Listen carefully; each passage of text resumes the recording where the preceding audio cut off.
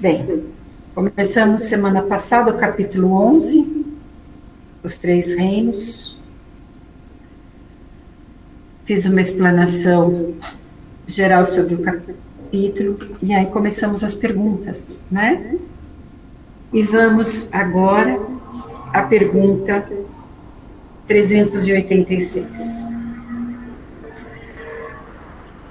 As plantas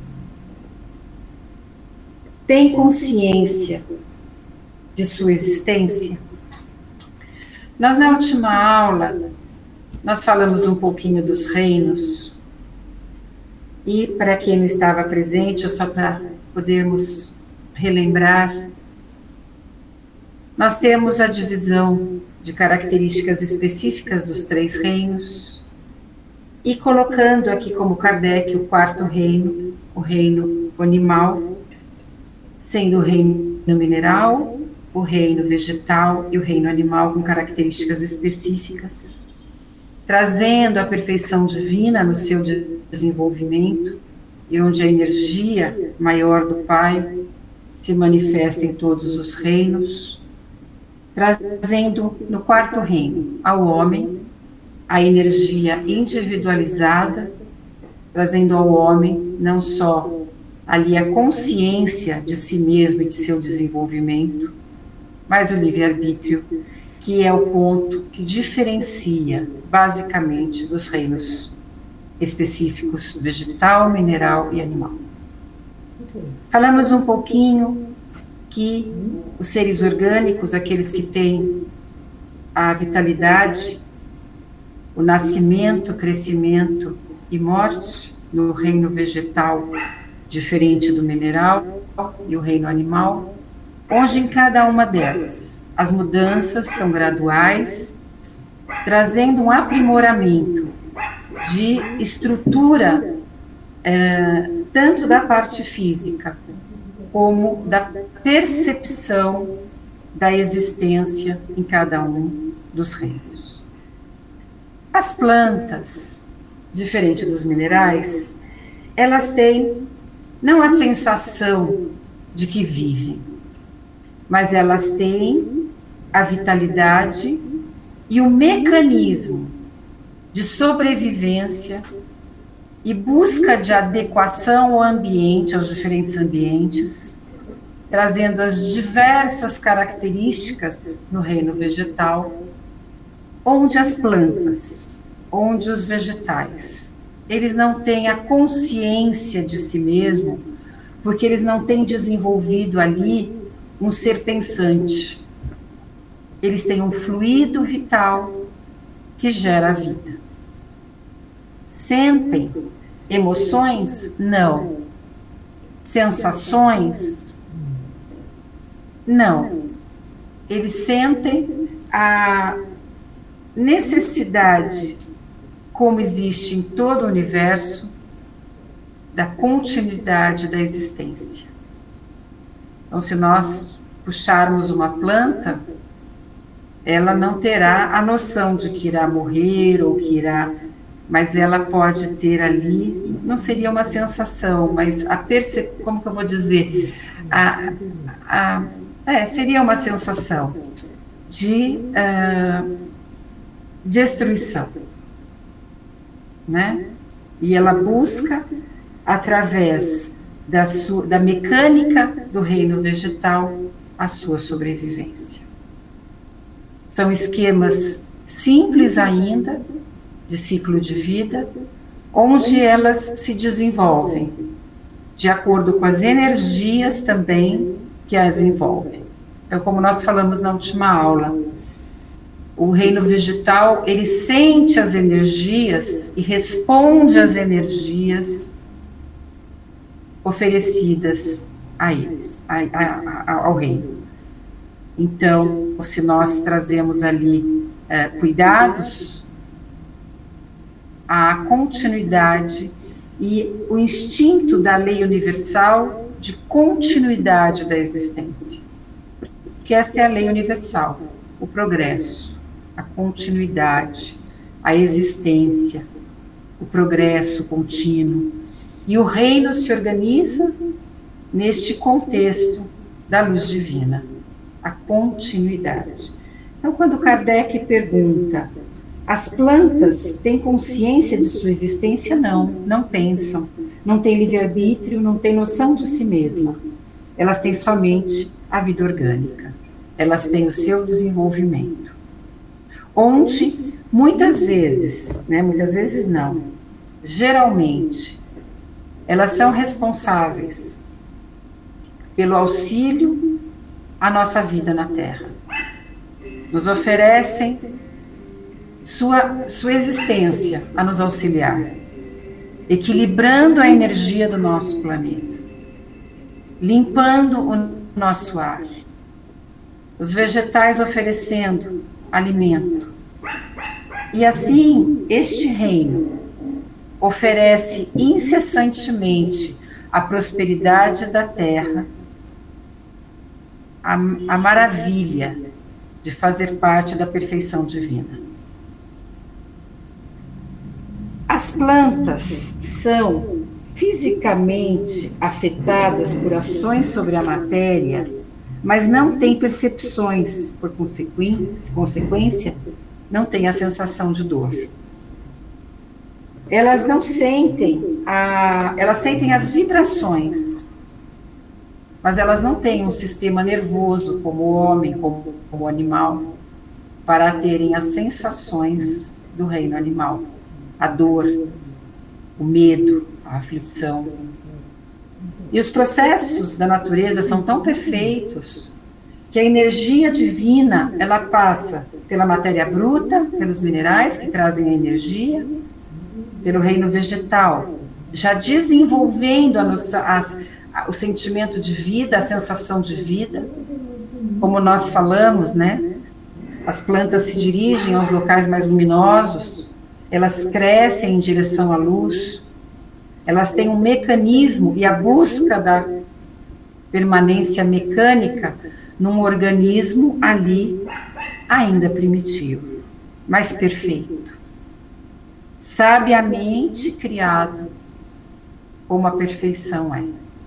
Se reproduzem. Eu não entendo tanto da biologia, mas se nós pensarmos, né, na reprodução, na produção, no crescimento, de como elas germinam, como elas reproduzem, é uma coisa perfeita, maravilhosa. Cada planta na sua espécie, na sua estrutura, e servindo ao homem também como fonte curadora. As ervas, as plantas, são curadoras do ar, curadoras da energia, equilibram a temperatura do planeta, nos oferecem, o reino vegetal nos oferecem alimentação e nos oferecem medicamentos. Sábios, os povos antigos, que se utilizavam sem nenhum recurso da penicilina, sem nenhum recurso do século passado, traziam curas pela intuição, né, dos esclarecidos, da consciência espiritual, para trazer à Terra, naquele momento, o auxílio da natureza, a sobrevivência da humanidade. Na pergunta 588, a força que atrai as plantas umas às outras é independente de sua vontade? Sim. Como não pensam, é todo um processo natural perfeito, um mecanismo de preservação da natureza que faz com que a energia vital busque a sua continuidade. A essência de Deus no reino vegetal promove a continuidade da sua existência. E as plantas se aproximam, se reproduzem, elas fornecem a sua energia espontaneamente, sem nenhuma interferência da sua autogestão, da sua iniciativa própria. Nossa energia interna, nosso ser espiritual carrega esta experiência primitiva do reino vegetal? A resposta, sim, pois elas não pensam. É uma força mecânica da matéria que age na matéria. Elas não poderiam opor-se. 589. Certas plantas, como a sensitiva e a dioneia, por exemplo, têm movimentos que acusam uma grande sensibilidade, em alguns casos, uma espécie de vontade, como a última, cujos lóbulos apanham a mosca que vem pousar sobre ela, para sugar-lhe o suco, e a qual ela parece haver preparado uma armadilha para matar. Essas plantas, pergunta a equipe de Kardec, são dotadas da faculdade de pensar? Têm uma vontade e formam uma classe intermediária entre a natureza vegetal e animal? Constituem uma transição de uma para outra? O que Kardec pergunta é que a forma como a natureza vegetal se manifesta mostra diferente de ação entre elas, entre as espécies, que até parece uma vontade maior ou uma elaboração maior da condição de existência. E os espíritos respondem ao grupo de Kardec.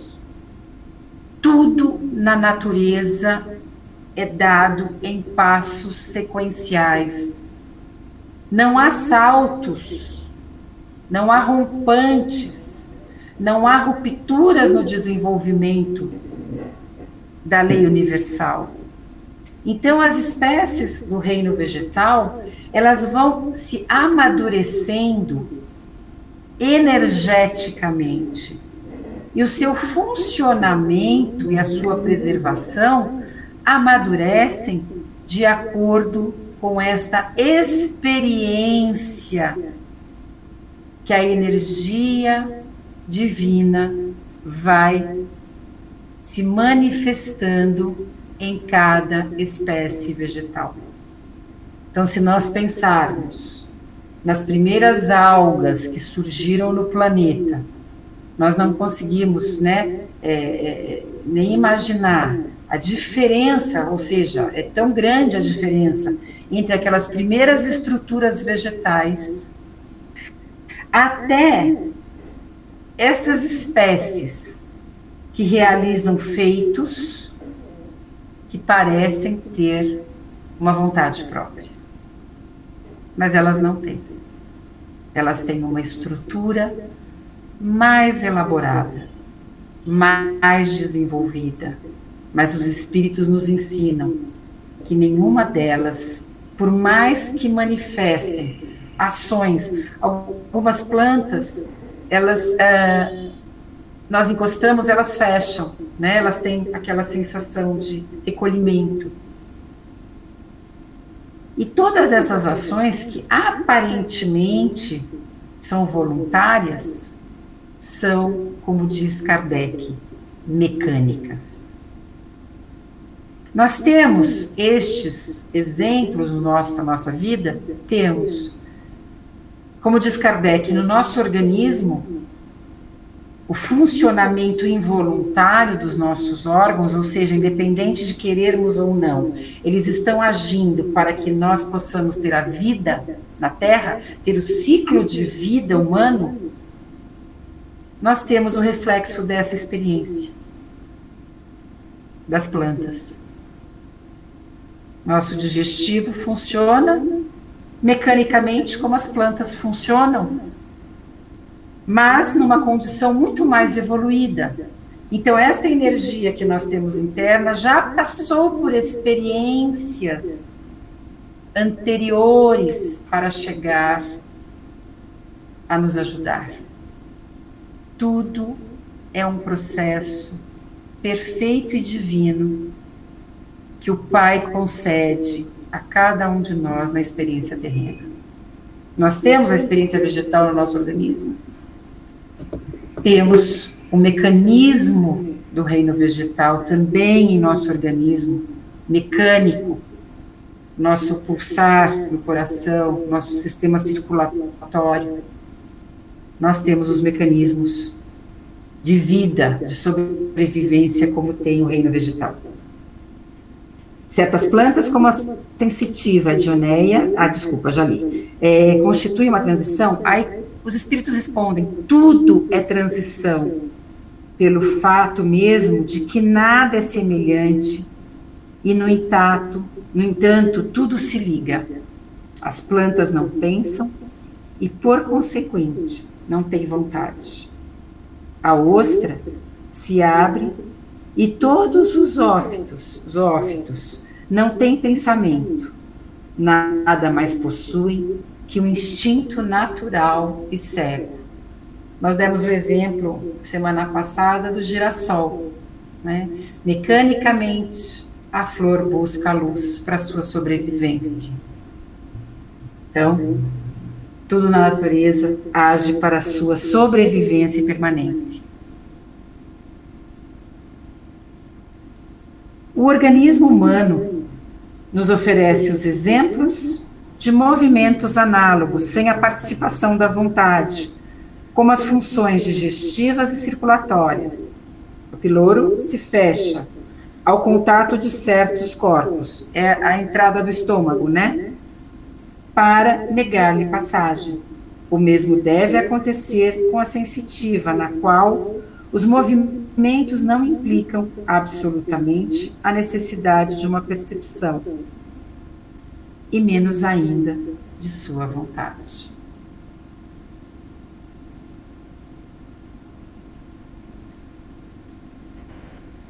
(590) Não há nas plantas, como nos animais, um instinto de conservação que as leva a procurar aquilo que lhes pode ser útil e a fugir do que lhe pode prejudicar? Como nós estávamos falando, não há um instinto, mas há a perfeição divina. E a perfeição garantirá a sobrevivência.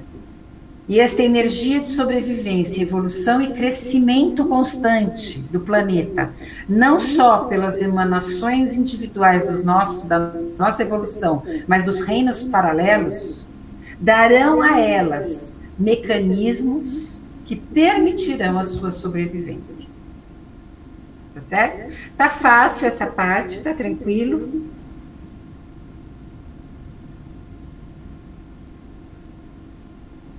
Há, se quiserdes, uma espécie de instinto, isso depende da extensão que se atribui à palavra, mas é puramente mecânico. Quando, nas reações químicas, vedes dois corpos se unirem, é que eles se afinam, quer dizer, que há afinidade entre eles, mas não chamais isso de instinto, né? Então, o que seria o instinto está muito mais relacionado à condição da espécie animal, que nós temos um instinto já de sobrevivência, reações internas que vão sendo lapidadas, um instinto que vai se lapidando e evoluindo no reino animal até chegar ao homem. Nas plantas não seria o termo bem adequado, instinto, porque ele permanece mecânico, tá? Nos mundos superiores, as plantas são, como os outros seres, de natureza mais perfeita. Esta parte é encantadora, se pensarmos nas literaturas de André Luiz e na bibliografia kardecista, quando nós vemos que nos diferentes planos a natureza e a perfeição divina se manifesta em todas as dimensões. Os reinos estão nos auxiliando no nosso crescimento, seja no mundo corpóreo, ou seja no mundo espiritual. Nós falamos aula passada sobre a riqueza da força do reino vegetal nas colônias espirituais, porque elas sustentam a frequência energética, trazendo a carga divina para nos ajudar na evolução na quarta e quinta dimensão. Só que há uma diferença. Por ser uma vibração mais sutil, as energias e a expressão destes reinos se tornam, vamos dizer assim, mais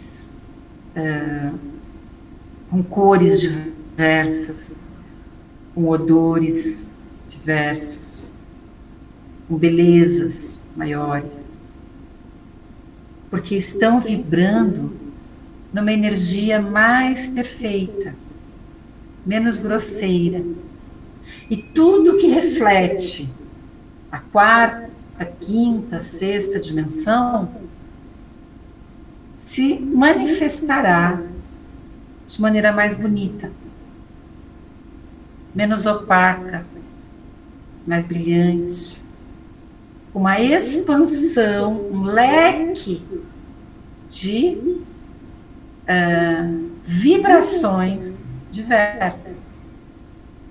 Nós estamos aqui numa condição tridimensional, onde nós temos cores específicas a essa dimensão.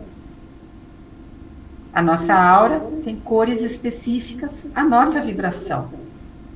Nos reinos elevados, com vibrações mais sutis, diz a literatura kardecista que há cores tão fascinantes que nós não conseguimos, neste planeta, imaginar. Assim também serão lá, de uma forma mais grandiosa, na beleza e na energia, o reino vegetal. Eu imagino que tenhamos lá, se Deus quiser, na nossa chegada a estes reinos, a essas esferas, um entorno de uma beleza imensurável, de acordo com as frequências, né? Se nós aqui na Terra tanto destruímos a natureza e ela permanece maravilhosa com tudo que nós fazemos, imaginem vibrações mais elevadas, não é? Assim também o reino animal. Há cachorros? Há. Só que estes animais também, seguindo a frequência de dimensões mais elevadas, já despertam intuições mais elaboradas, raciocínios também um pouquinho mais estruturados. Tudo de acordo com a condição vibracional a qual estamos pertencendo. Bom, fico só imaginando, se aqui já é uma coisa grandiosa, maravilhosa, linda, o perfume, a visão da natureza, imagina, numa frequência mais etérea, o que nos espera. É maravilhoso. Tudo é mais perfeito, mas as plantas continuam plantas. O que ele quer dizer com isso? Apesar de serem numa vibração mais sutil, por que permanecem plantas? Porque permanecem com a situação de estrutura mecânica, sem ainda livre-arbítrio, sem a condição da razão. São reinos paralelos. Então, elas não modificam a estrutura, mas elas vão se aperfeiçoando também. Tá bom? Assim como os animais. E os homens sempre homens, ou seja, ao homem a condição de livre-arbítrio que vai desde o homem selvagem, que já tem livre-arbítrio, até o homem de consciência espiritual aberta. Veja a mudança. Ele tem o dom do livre-arbítrio, utilizado de uma maneira diferente, de acordo com a sua condição de esclarecimento espiritual. As plantas não. As plantas serão mais belas, mais exuberantes, mais sutis, mas continuarão com a sua estrutura que a criação divina criou, né? Na sua experiência de receber a energia divina no reino paralelo ao crescimento do planeta, seja em qual dimensão for. Bom, existem plantas também nas esferas mais sofridas? Sim. Árvores? Sim. Justamente para auxiliar a energia dos irmãos em sofrimento, né? Uma natureza talvez um pouco mais, numa vibração mais, menos vibrante, menos luminosa, mas estão ali, oferecendo também o seu suporte para a continuidade e evolução dos espíritos, sejam encarnados ou sejam desencarnados. Tá bom?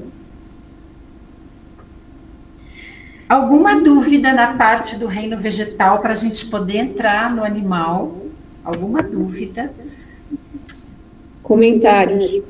Fala, querida. São comentários, né? Assim, acho que é bastante importante entender assim quão essencial, né, esse reino, porque ele sustenta a vida na Terra. Ponto. Ele sustenta vibrações nos mundos superiores. Então, ele é uma parte da criação de Deus tão especial, e a gente pouco entende, porque o homem, na ciência, ficou muito procurando a comunicação dos humanos, dos neurônios, enfim. Só que existe uma comunicação neste reino vegetal que é muito complexa. Assim, é interessante ver Kardec e os espíritos nos ensinando no passado, mas a complexidade desse reino e da comunicação é química, né? O que você chamou de mecânico, na verdade, é químico. E eles conversam, não do jeito que a gente entende como é conversar, porque eles não têm sistema nervoso, né? Eles não têm exatamente tudo isso que você está dizendo e que Kardec disse. Mas a comunicação é essencial, e eles sabem dizer, olha, você no subsolo, você cresce ou você não cresce, o limite é esse. Todos os contatos e interações existem para tornar a vida possível para todos. Então, essa é uma comunicação ainda muito mais importante, né? Porque eles se avisam, tá, vamos viver juntos. E fora, enfim, a ciência sabe pouquíssimo, sabe mais agora. Eu sei quase nada, mas vai ter muita coisa para descobrir nesse reino. Mas, assim, é um reino paralelo e tem suas características especiais e são diversas das nossas. A nossa evolução é uma, deles é outra, o papel da gente é um, o papel deles é outro, né? Então, assim, é uma área muito linda essa, toda da criação. Eu só queria fazer uns comentários. Denise, muito obrigada pela sua ajuda, porque eu acho que você utilizou um termo muito adequado e científico, que realmente expressa e me faz compreender muito melhor, que é a comunicação. Não é? Eles se organizam, eles se ajudam, eles são simbióticos em alguns momentos. E nós não temos a noção de que eles poderiam permanecer no planeta sem nós. Mas nós não poderíamos estar no planeta sem este reino. O homem não se deu conta disto. E chegamos num momento de consciência maior, porque o homem, ele na sua primitividade espiritual, ele só entende quando aperta o calo. Então, agora nós estamos com mudanças climáticas, nós estamos com dificuldades na agricultura, estamos com medo da fome, né? Porque nós dependemos destes reinos que nós não respeitamos. As marés e tudo se modificam e a gente vê um novo cenário no nosso planeta. O homem começa a se preocupar. Mas só por causa disso, porque nós passamos aí por muito tempo desconsiderando não só a importância do reino, mas o que nós deixaríamos no nosso egoísmo, o que nós não conseguiríamos deixar de bom neste reino às futuras gerações. O homem vive, utiliza o meio, utiliza o planeta e vai ao mundo espiritual. O que ele concede às gerações que ficam, ele não pensa nisso. E o que você colocou é fundamental. Obrigada pela sua ajuda científica, porque o termo que você colocou é adequado, que o meu não é. Mecânico não é o termo correto. É um termo utilizado por Kardec, mas não é o termo correto. É a linguagem do reino. E certamente, de lá para cá, como você falou, tantas descobertas, e muitas que haverão, sobre de como esse reino se organiza para que mesmo o homem fazendo tudo o que faz, ele continue gerando oxigênio ao planeta, vida ao planeta e preservação das espécies que estão ligadas ao reino vegetal, à espécie animal. Obrigada pela sua colaboração perfeita.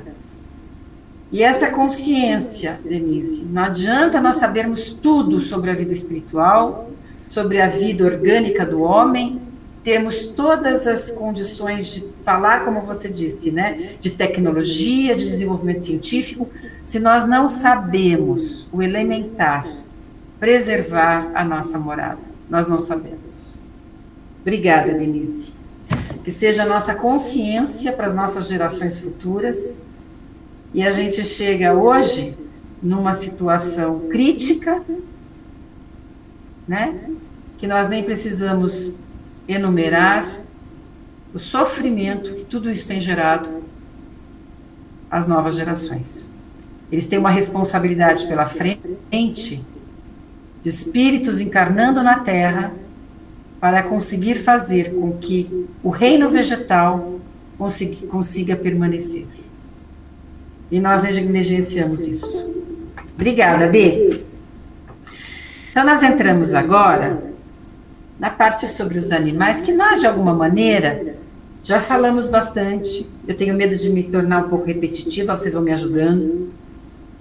Mas agora entra num reino também maravilhoso, que é o reino animal, que sem eles também não conseguiríamos sobreviver, com todo o aprendizado que eles nos trazem, com todo o amor e energia divina que carregam para nos ajudar.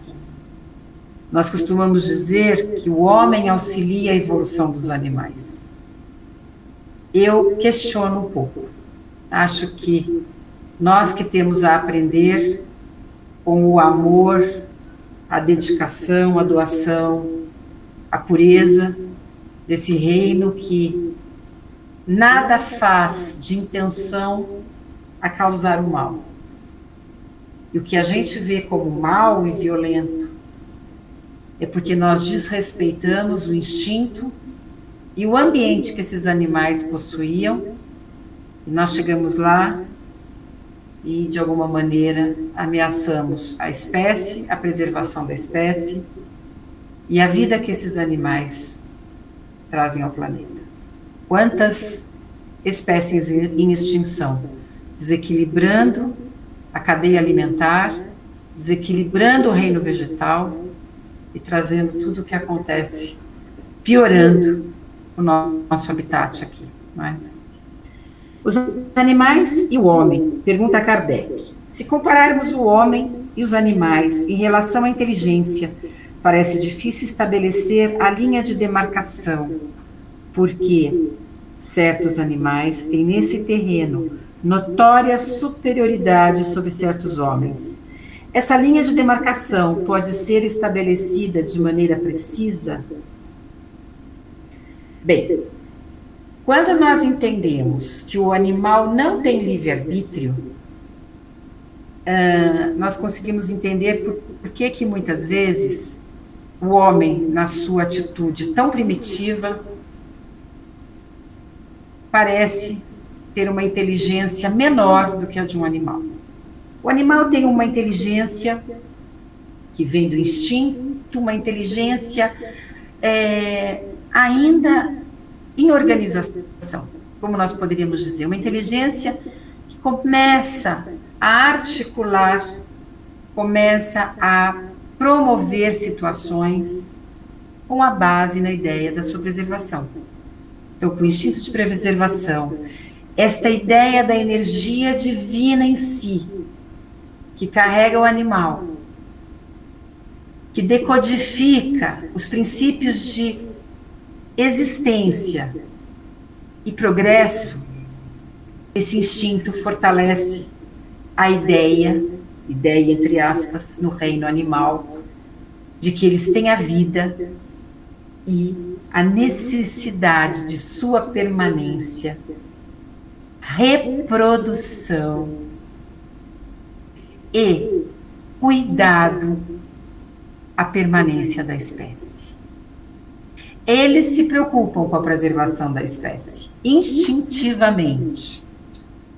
E o homem, no seu livre-arbítrio, não respeita esta situação que o animal já traz.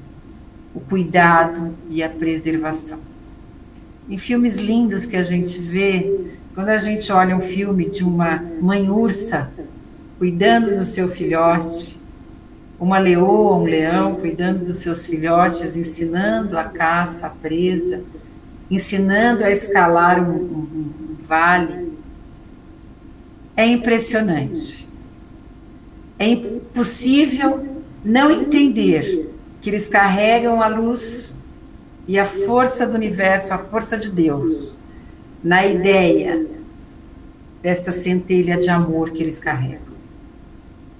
Eles não têm o livre-arbítrio, eles não têm uma inteligência elaborada como o homem, uma inteligência crítica, uma inteligência de busca de maiores esquemas de construção intelectual, mas eles têm a energia divina que promove a ideia de continuidade de sua espécie. E fazem de tudo por isso, dando até a própria vida para que isto ocorra. É um animal. Vendo o filhote em perigo, ele dará a vida pelo filhote.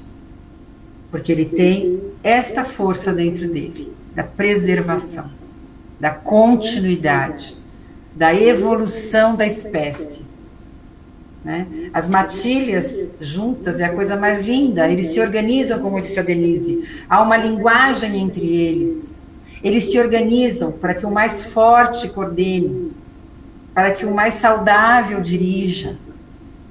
É uma linguagem mecânica, é uma linguagem ali ainda primitiva, mas no animal começa a se organizar ali uma vida em sociedade. É o instinto da sociedade, do grupo, da matilha. Né? Eles começam a aprimorar a ideia do outro, do zelo, do trabalho em equipe. Eles seguem a orientação do mais forte, confiam a proteção do grupo ao mais ágil. Ali existe um início de organização de uma sabedoria de permanência em sociedade. O que é isto? Nós carregamos isso dentro de nós instintivamente. Vinda da nossa centelha divina que passou por estas experiências, trouxe destes reinos esta experiência. Não fomos um animal, um cachorro, um gato, mas trazemos, como falamos na última aula, a vivência energética destes reinos. Temos dentro de nós. E aí nós vemos, assim como no reino vegetal, como disse a Denise, as infinitas espécies em suas especificações enormes e específicas, os animais também. Desde as bactérias, né, Denise, que são os primeiros, até os animais mais próximos ao homem, que já encontram nos nossos lares, no nosso convívio, a noção da estrutura de afeto, organização familiar, cuidado, proteção. Mas estejam certos de que aqueles que não são próximos ao homem, que não são os animais ali domésticos, ali próximos de nós, buscam as suas organizações nesta inteligência que se organiza primitiva. Tá bom? Então, qual é o limite, né? Qual é entre o homem? Sobre esse assunto, os vossos filósofos não estão muito de acordo. Uns querem que o homem seja um animal e outros que o animal seja um homem. Estão todos errados. O homem é um ser à parte, que desce às vezes muito abaixo, ou que pode elevar-se muito alto no físico. O homem é como os animais, e menos bem provido de muito dentre eles. A natureza lhes deu tudo aquilo que o homem é obrigado a inventar com a sua inteligência, para prover as suas necessidades e a sua conservação. Seu corpo se destrói como o dos animais, isto é certo, mas o seu espírito tem um destino que só ele pode compreender, porque só ele é completamente livre.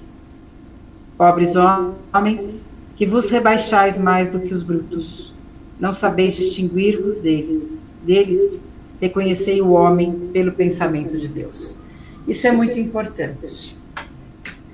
Somente no reino, o animal, a espécie humana, tem a consciência de Deus. Os animais não trazem a consciência de Deus.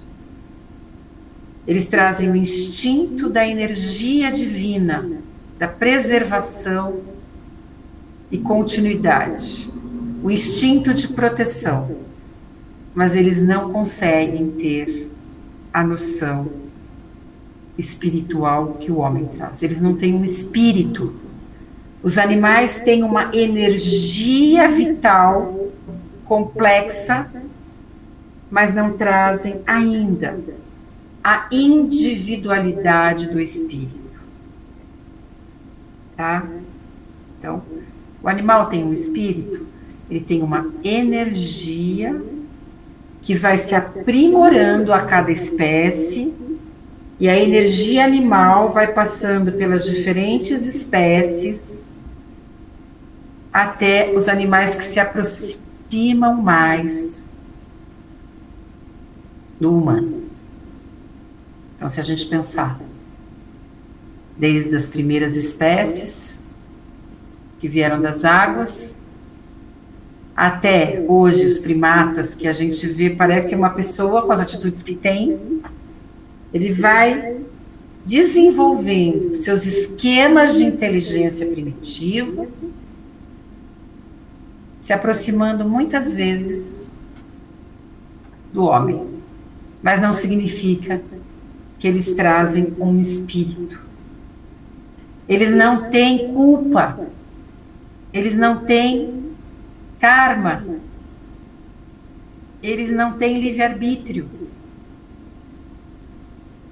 eles não pagarão, entre aspas, por nenhum feito, são livres, no sentido de que não existe o juízo interno. Tudo que o animal faz é carregado da perfeição de Deus, progresso e preservação. Tá bom? Então eles desencarnam e encarnam não como o homem, que fica um tempo lá, tem que reorganizar a nova existência, avaliar o que errou, avaliar o que acertou, né? Aprender como se reorganizar para uma nova existência. O animal não. O animal não tem um processo de sofrimento espiritual. Ele encarna muito rápido. Ele vive no plano espiritual e reencarna muito rápido para novas experiências. Então, a evolução da espécie animal em seu reino, ela ocorre de uma forma, se a gente pensar em encarnações, com um número muito maior de encarnações, porque as encarnações são quase consecutivas ali, quase imediatas. Não imediatas, mas quase imediatas. Porque eles não têm o que espiar. Tá bom?